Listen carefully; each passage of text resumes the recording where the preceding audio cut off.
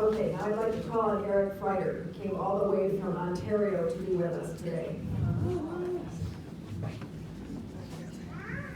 I've got two messages here. One was said on behalf of the president of the Canadian Amateur Tug of War Association. And after that, I have a personal message of my own. Peter Duncan, president. On Rudy Kopp. With the stellar help of Erich Freiter, I'd like to pass on comments from two perspectives. I write first on behalf of the Canadian Tug of War Association, an organization that would not likely exist if it were not for the deep connections and bonds Rudy made. His first connections were with the New Brunswick before making deeper ones with Ontario, particularly with Erich and the Blue Water Tug of War Club. The many trips the men from Mount Vernon and the ladies GLD have made over the years are an ongoing legacy that speaks to the long-term impact Rudy has on large numbers within at least two national associations. They are a class act, as was Rudy. As our association struggles to reestablish our sport in Canada, and as tug of war more generally struggles to get the respect and attention it so richly deserves, Rudy stood as a shining example of what makes our sport so great, the people. Whereas people outside of and ignorant of the sport likely assume there's something silly or stupid about tug of war, Rudy proved otherwise. His teams and those who followed in their path showed that pullers are serious athletes and collective powerhouses, and that they don't care what others think about tug of war or anything else. Most importantly, Rudy was a fine example of how diverse, industrious, worldly, and just plain smart a puller can be. While Rudy may not have always taken himself too seriously, he was far brighter than many people, probably most, in any walk of life or sport. Rudy's impact in tug of war went far beyond Ontario and New Brunswick.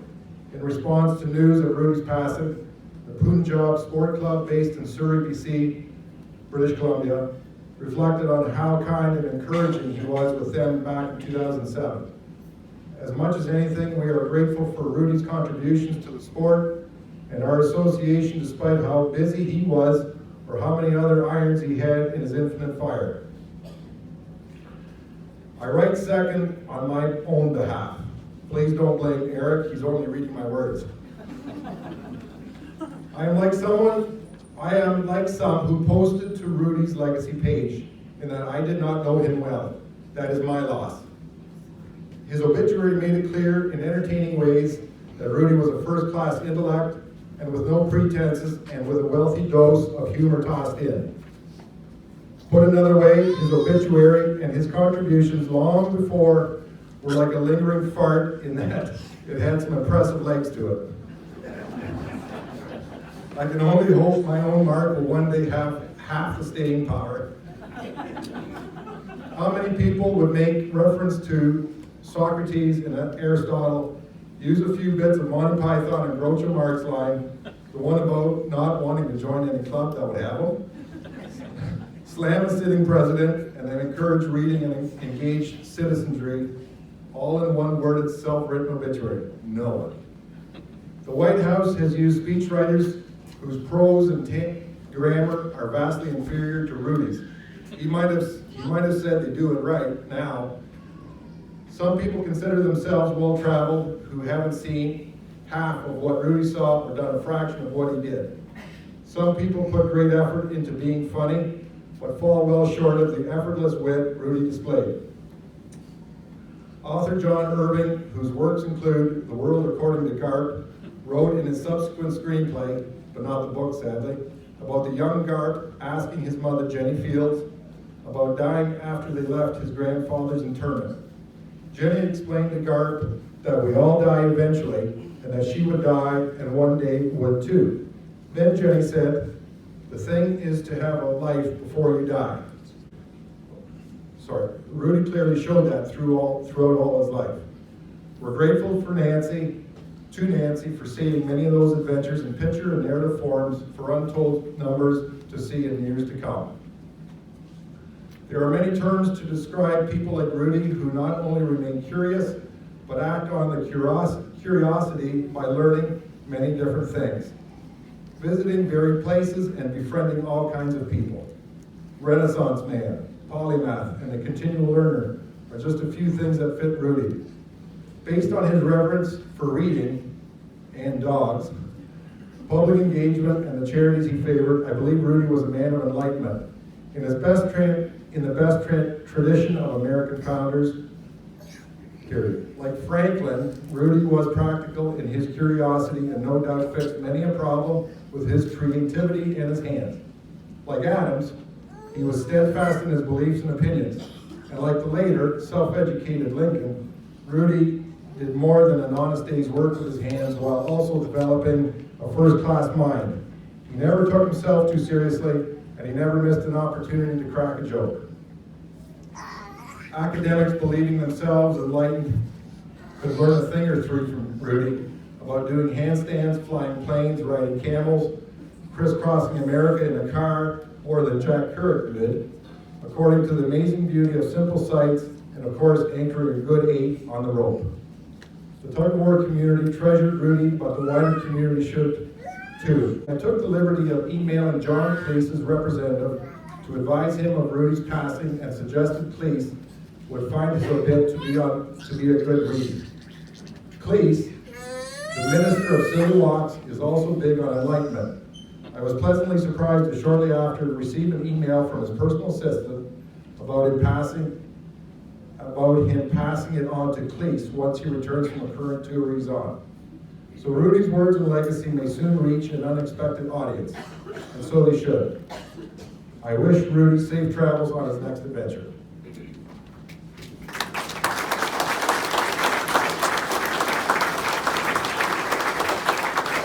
Message is a message I wrote myself. It took me over a week to write, about 5 different restarts, but here it is. Excuse me for my little hiccups along the way. This may take a minute or two, but I'll try to get through it.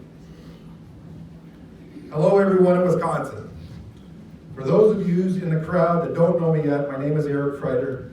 I live on a farm in a small community by the name of Dashwood in southern Ontario, Canada. I've been asked by Nancy if I could say a few words at today's celebration if I was feeling up to it. I'll try and keep it to a minimum. Keeping in line with Rudy's quirky sense of humor, Nancy had said that we are to keep the mood upbeat. This I will attempt with no guarantees. To begin with, I'd like to thank Nancy for asking me on Rudy's behalf to say something. I'm honored in doing so. Secondly, I'd like to thank a dear friend, known by many at home as the Mayor of Dashwood, John Becker, who rode shotgun with me to come here today. I know that many of you will make him feel welcome throughout the day. One last shout out to Armin Meyer. We communicated from time to time, and he said he would go regularly to visit with Rudy and have dinner with him often. For me, it was relieving to know that Rudy wasn't alone. Thanks, Armin. Where are you? I'm not going to speak about the man that we all loved, known as Rudy. We all here have known him long enough to know all the stories. Instead, I'm here to set the record straight today. There's many in the crowd here today, with the exception of a couple, that don't know the reason for our relationship as it's been for the past 25 years. All of you have seen me at some point, made their acquaintance to me, have become friends with, and at some point at a tournament, helping officiate, weigh-ins, or just hanging around socializing. Well, I'll let you in on what you don't know and how our friendship began. In 1994, Matt Metzger and myself were sent out on reconnaissance to check out a higher order of tug of war at Irish Fest. Ironically, that would be happening today. Running into a tall, older gentleman, we made our introduction known to us as Rudy. Canada, eh? He chuckled and said, well, you come to the right place, and then asked what we wanted to know about tug of war. Seemed like he knew quite a bit about it, and he was eager to share. So the Blue Water Tug of War Club, who were just beginning on their initiation through fire, started attending the annual Irish Fest and several other smaller tournaments over the following years in the area of Madison so we could learn the ropes.